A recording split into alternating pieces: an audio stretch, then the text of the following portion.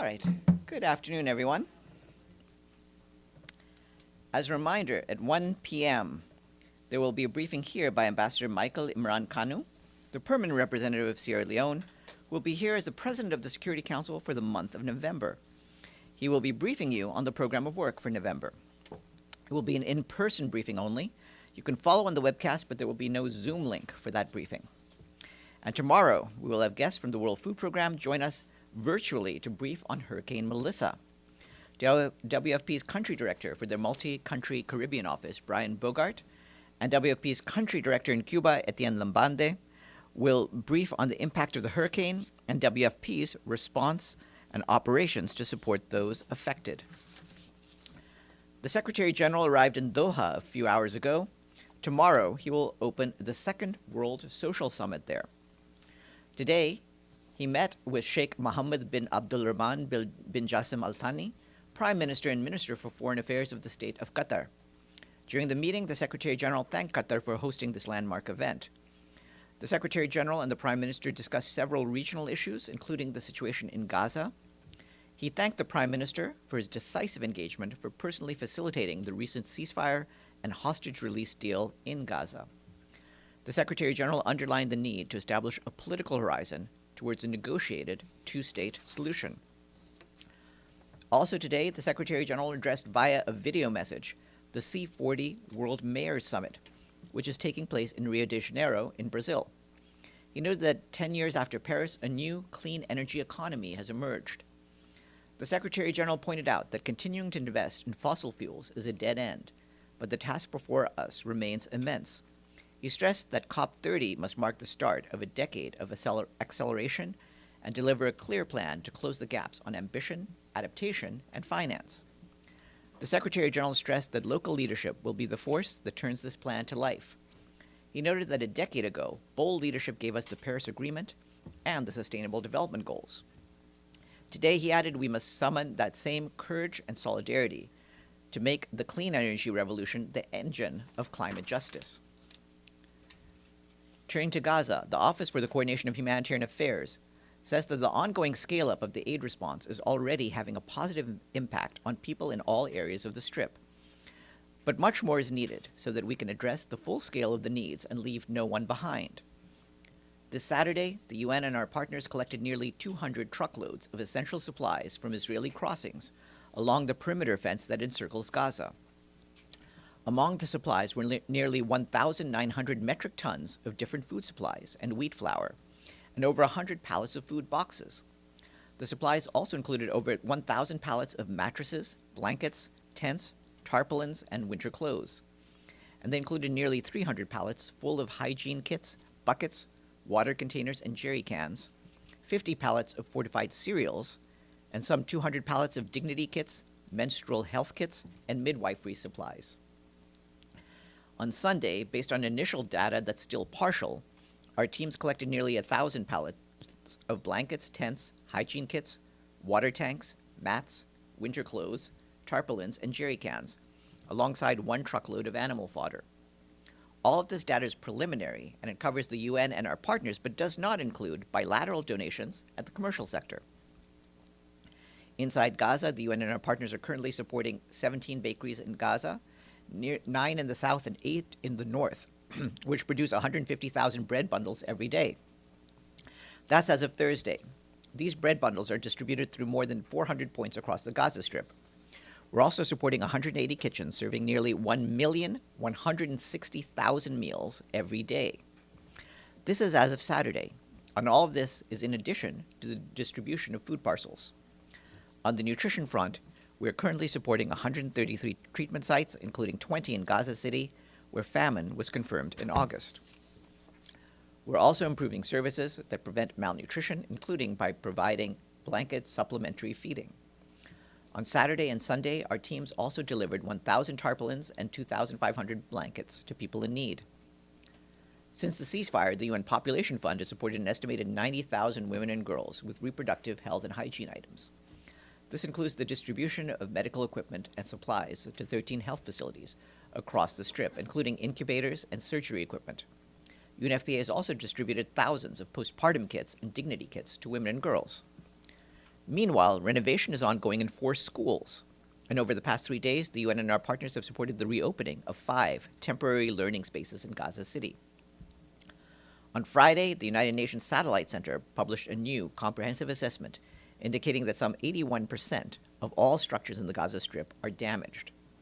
Northern Gaza experienced the largest increases in damage since July 2025, with nearly 5,700 newly affected structures. Overall, more than 123,000 structures across the Strip have been identified as destroyed. Another 15,000 are severely or moderately damaged, and 24,000 are possibly damaged. That's nearly 200,000 affected structures in total. Turning to Sudan, the humanitarian coordinator, Denise Brown, continues to warn of ongoing violence against civilians, including women and children, in and around El Fasher, following the Rapid Support Forces takeover of North Darfur's state capital last week. We continue to receive credible reports of summary executions and sexual violence. And more than a week after the takeover, the city remains barricaded, and civilians are unable to leave. Hundreds of civilians, including humanitarian workers, have reportedly been killed, while large numbers remain trapped inside the city with little or no communication to the outside world. The delivery of life-saving assistance remains blocked by the RSF, contrary to its obligation under international humanitarian law to facilitate the rapid and unimpeded passage of such relief. OSHA stresses that this obstruction is unacceptable and calls for immediate and unhindered access to the people trapped in El Fasher. An immediate cessation of hostilities is crucial to ensure the protection of civilians.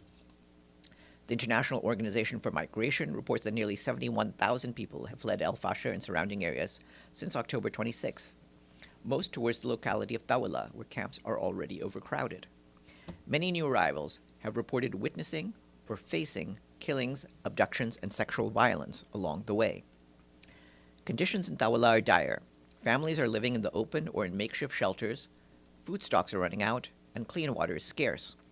We and our partners are providing emergency assistance, including daily meals, healthcare, water, sanitation, nutrition, and psychosocial support, but these efforts cover only a fraction of the needs due to funding constraints. Meanwhile, in Sudan's Kordofan region, violence has also sharply escalated, triggering large-scale displacement and civilian suffering. In North Kordofan state, grave violations, including the alleged summary execution of civilians, have been reported in the locality of Bara.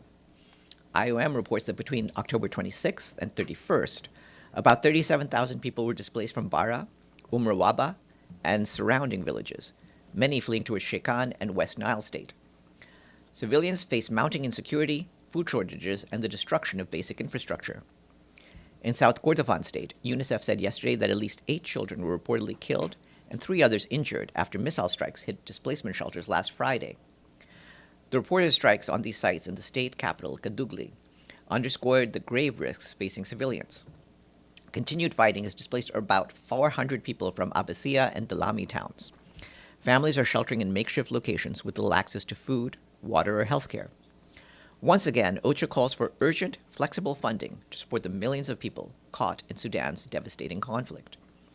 With just 2 months left in the year, the 2025 Humanitarian Response Plan for Sudan is only 28% funded in the face of overwhelming needs, with $1.17 billion received to date of the $4.16 billion required.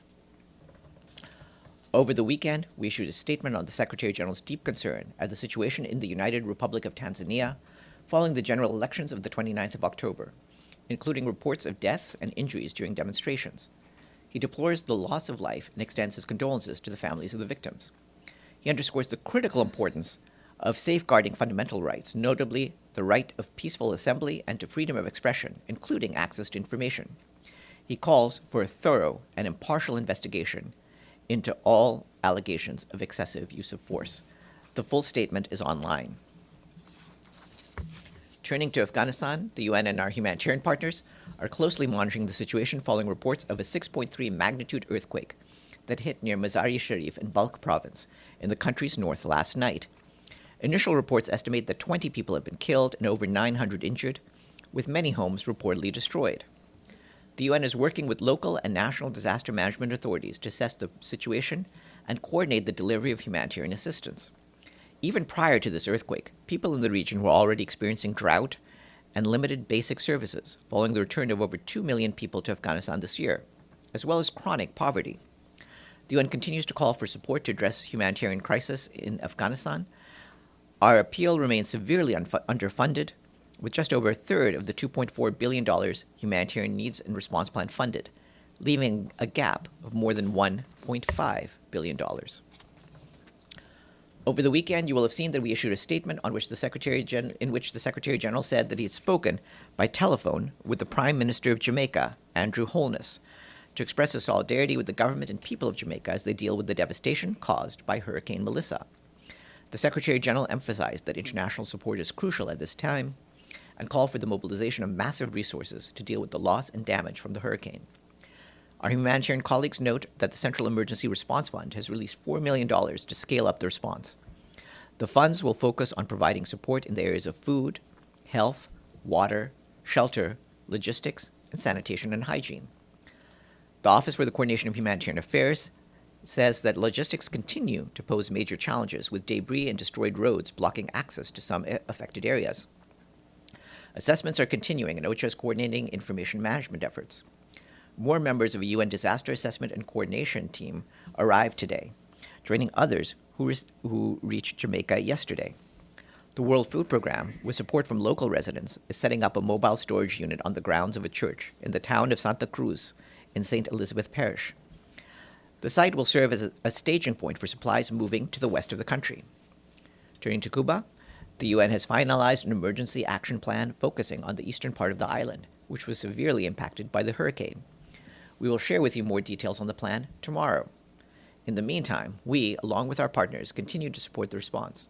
Nearly 300 health facilities and 600 schools have been significantly damaged, and some 25,000 people remain in shelters. Electricity, running water, and the availability of medicine are critical concerns. UNICEF has dispatched kits with medical supplies for 90,000 people. The kits include critical medicine, medical supplies, mosquito nets, and oral rehydration salts, which are critical for preventing vector-borne diseases and treating dehydration among children. WFP is also providing food assistance to 180,000 people. We have an update on our work in Haiti, where over the weekend, a technical assessment mission from the UN Support Office in Haiti was completed. You will report that the Support Office was authorized by the Security Council in Resolution 2793, adopted on the 30th of September. As you can imagine, the purpose of this assessment mission was to move forward with this process and to validate the mission support concept for the establishment of the UN Support Office. A team of technical experts and planners from the Department of Operational Support, including engineering, procurement, logistics, telecommunications, together with our security colleagues, traveled to Haiti and the Dominican Republic. The team, alongside representatives from the Departments of Peace Operation and Political and Peacebuilding Affairs, also went to Washington, D.C. to work with key interlocutors. Throughout the mission, the team met with a variety of stakeholders to prepare for the transition of support. This included Haitian authorities, the UN country team, and our political mission in Haiti, BNU. They also met with Dominican Republic authorities, current contractors, the Organization of American States, and member states who are supporting Haiti. Immediately following the adoption of the Security Council resolution in September, the Department of Operational Support initiated its operational planning across all mandated areas to assume responsibility for full logistical support to the gang suppression force by the end of March next year, and to meet the 6-month timeline of the mandate. Planning and delivery for the UN Support Office will be undertaken with strong coordination and cooperation across the UN system, also in line with the Security Council resolution, and we will keep you updated on the process. From Ukraine, the Office for the Coordination of Humanitarian Affairs says that attacks and hostilities continued over the weekend, with more reports of civilian casualties and damage to civilian infrastructure. According to authorities, at least 24 civilians were killed and another 84 injured, including children, between November 1st and this morning. The most infected areas included the regions of Dnipro, Donetsk, Kherson, Mykolaiv, and Odessa. The attacks also damaged schools, railway, and energy infrastructure, as well as residential buildings, disrupting access to electricity and heating. Meanwhile, the security situation continues to deteriorate in the frontline town of Pokrovsk and surrounding areas in the region of Donetsk. As of the end of October, more than 1,200 civilians remain in the town, which has become the epicenter of hostilities in the region. Authorities report that evacuations are currently impossible due to ongoing hostilities. Between October 31st and November 2nd, around 500 people were evacuated from Donetsk region, according to humanitarians on the ground. More than 200,000 people, including over 13,000 children, remain in the region, according to the authorities. Between January and September, our humanitarian partners provided vital help to more than 300,000 people in the region of Donetsk. Around 150 organizations delivered food assistance, emergency water supply, and repaired water and wastewater systems. In addition, some 40,000 people, including older residents and those with disabilities, received transportation and evacuation support. The Food and Agriculture Organization today released a report showing that approximately 1.7 billion people live in areas where crop yields are failing because of human-induced land degradation. FAO warns that this is a pervasive and silent crisis that is undermining agricultural productivity and threatening ecosystem health worldwide. Yet the State of Food and Agriculture report also offers hope, reversing just 10% of human-induced degradation on existing croplands could restore enough production to feed an additional 154 million people every year. To achieve this, the report calls for integrated land use strategies and policy interventions, including regulatory measures like deforestation controls and incentive-based programs. The full report is available online. If you're like me, you may have followed the New York Marathon on television, but we do have colleagues who took part in the race. I want to flag two of them, two colleagues we work closely with. The first is Duncan Nyasinga, one of our security colleagues. He finished with a time of 2 hours, 36 minutes, and 16 seconds. I know, it's really impressive. He finished 269th out of over 59,000 runners, and he was the sixth Kenyan man to finish the race. We also want to flag our colleague Alex Janete, one of the Secretary General's special assistants. She ran her first marathon yesterday and finished in less than 5 hours. Congratulations to both of them and to all of our other colleagues and runners who took part in this great event yesterday. With that, I'll take some questions. Yes, Gabriel. Thank you, Farhan, and congratulations to those two UN colleagues. Yesterday was the International Day to End Impunity for Crimes Against Journalists, as I think you know. More journalists have been killed in Gaza in the last 2 years than the Civil War in the United States, World War I, World War II, Korean War, and the Vietnam War combined. More than 240 journalists in Gaza. Does the Secretary General have a statement specifically about how to end the impunity for those who kill journalists? We have long believed that there needs to be an end to all the impunity with which countries around the world have seen journalists killed. Journalists are the eyes and ears of the world, and it's small surprise that there are forces on the ground, including governments, who try to silence them. That cannot be acceptable in any place. Certainly in what you've said about Gaza, we've spoken out at length about this, including through the Secretary General and through the High Commissioner for Human Rights. And both of them have said repeatedly that there needs to be accountability for all the crimes committed in Gaza, including against journalists. Can I ask you one more question? OSHA did a survey of households in Gaza, asking them, has your access to food improved last month since the ceasefire? 50% said it's improved, and 50% said it's the same or actually less access to food since the ceasefire. How can we say that Palestinians in Gaza are receiving the food aid they need if half of them say they're not? Yes, we've been pointing out the problems in getting food to all of those in need, and you've seen what we've had to say since the ceasefire started. We believe that on a day-to-day basis, we're reaching more places, and so the access to food is improving gradually, but we need to get aid to all the people who need it. Therefore, we need a lot of different things, not just more crossing points open, but for example, we need to make sure that all distribution points are working. We need to make sure that everyone who needs visas to do their work in Gaza, including international non-governmental organizations, have that access. And ultimately, we need to make sure that there are no areas that that are off limits for whatever reason, whether it's bad road conditions or the level of destruction in the surrounding areas. We need to get to every place and provide to everyone. Abdulhamid. I first want to follow up with Gabriel's question. His question was there a statement on this occasion, the International Day of the impunity of killing journalists? Why, if there is no statement, especially for this occasion, why? There was a message that the Secretary General puts out every year. I was repeating some of the sentiments of that, but I was speaking specifically to Gabriel's question concerning Gaza. So there was a statement. Yes, there's a message that comes out every year. Okay, my questions now. First, Israel passed with the first reading the death sentence on Palestinians who accused of committing terrorism or killing among Israelis. Any comment on that?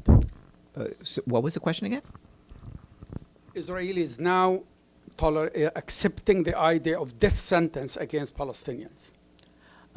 You know what our position is against the death sentence in any country, and we've made clear that even those countries that have capital punishment should put a moratorium on any actual death sentences. My next question, it's okay? And yeah, one more, and then we'll go around. Okay. Since the beginning of the year, 43 children were killed in the West Bank. Today, two Palestinians were killed, and in the last 2 days, there were 2 children, one 15 from the village of Silwad, and one 17 from the village of Beit Furik. And yet this important development, especially killed by the settlers, it doesn't show in your briefing on daily basis. That's simply not true. Every few days we mention the killings by settlers. I did so, and Stefan did so last week as well. Linda. Thank you, Farhan. Apropos of Afghanistan, you mentioned that the appeal is not very well funded. My question to you is this. I know that the Taliban, of course, had banned Afghan women from working with the UN in humanitarian efforts. I was just wondering what the status, if that was still on, and if international women perhaps are replacing them, or how is it all working for the UN? Well, we have to deal with this in a number of aspects, but we are talking to the authorities, the de facto authorities, to make sure that women can participate. In terms of the earthquake that I just mentioned, for example, I can tell you that the initial assessments did include women, and that was approved by the de facto authorities. And discussions are ongoing with them regarding the ongoing engagement of female humanitarians who are critical to the earthquake response. Namo? Oh, yeah, one more. But in general, prior to the earthquake, are Afghan women back working with the UN? No, this continues to be a problem. So we're continuing to deal with them on this. They've placed restrictions, and you've heard us repeatedly say that this is unfair, and it's damaging our humanitarian work. Namo. Thank you, Farhan. I have 2 questions, one on Iraqi elections, which are scheduled to take place in about a week. Is the United Nations playing any role in the elections? And also, are you aware of the participation of militant groups in the elections? Doesn't that pose any threat to the integrity of the vote? And my second question is on Western Sahara. I can ask after you answer. Well, first, let me tell you about Iraq. But why don't you ask me, while I'm finding the thing to tell you, why don't you ask me a question on Western Sahara? So the Security Council resolution, which was passed on the 31st of October, approving of the proposal by Morocco to grant autonomy to that region. Does the Secretary General have anything to say on that? And what role would the United Nations play to make sure the parties would agree to that resolution? Would abide. Thank you. We are going to abide by the language of the resolution, and the lead on that is taken, of course, by the personal envoy of the Secretary General, Stefan de Mistura, who will now use the resolution to reach out to the parties to see whether we can open another round of negotiations. And we'll brief you on that as it happens. Now, regarding your question on monitoring the elections in Iraq, I can tell you that the UN does not have a mandate to observe the parliamentary elections in Iraq. We're providing robust technical electoral assistance to Iraq's independent High Electoral Commission on the electoral process, which is what we've done for 17 previous elections since 2004. And regarding the registration of armed groups, I can say that the registration of political parties and coalitions for elections in Iraq is a nationally led and owned process administered by the Independent High Electoral Commission in accordance with relevant Iraqi laws and regulations. The UN is providing technical assistance to support the IHEC's efforts to promote transparency, inclusion, and trust in the electoral process. Okay, Stefano? Thank you, Farhan. First a question, then a follow-up. President Trump tells military to prepare for action against Islamist militants in Nigeria. What does Secretary General think about that, and especially, does the Secretary General think that the Christians in this moment in Nigeria are in danger, and so in this case, will it be an intervention by the United States legal or not?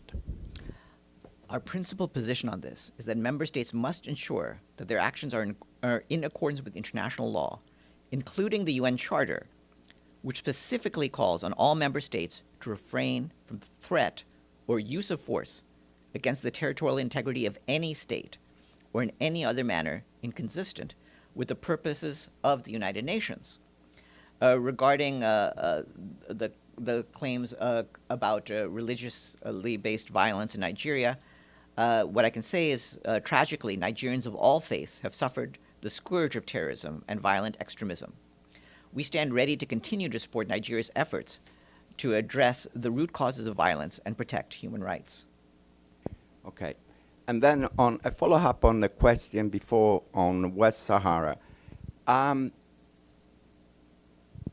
know there is a resolution of Security Council, and the Secretary General has nothing to do with it. But at least, does the Secretary General think that this resolution basically acknowledge sovereignty of the Morocco's sovereignty on West Sahara or not? Because, they went out and there were half of the Security Council saying that this is what happened, and another half of them say that is not at all.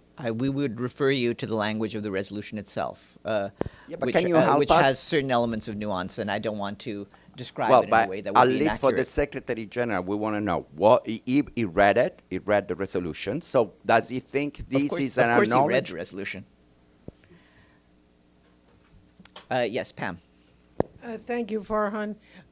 There were attacks Sunday that you mentioned in Odessa in Ukraine by Russia, targeting infrastructure. One of those areas without power was Zaporizhia, and we heard from the Director General of the IAEA last week that there was a sort of small dedicated truce that was negotiated with Ukraine and Russia to not attack Zaporizhia. Do you know if Zaporizhia, these were drones, I haven't seen anything, were in any way impacted by these drone strikes on Ukraine?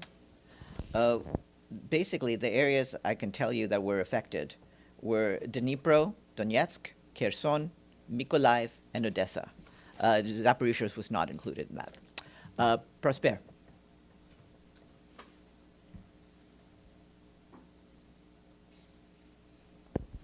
Thank you very much. Last week, during the conference on peace and security on Great Lakes that has been held in Paris, France has expressed the wish of reopening Goma International Airport for humanitarian flights. But shortly after, we have seen that Congolese authorities and M23 are disputing over the reopening of the airport.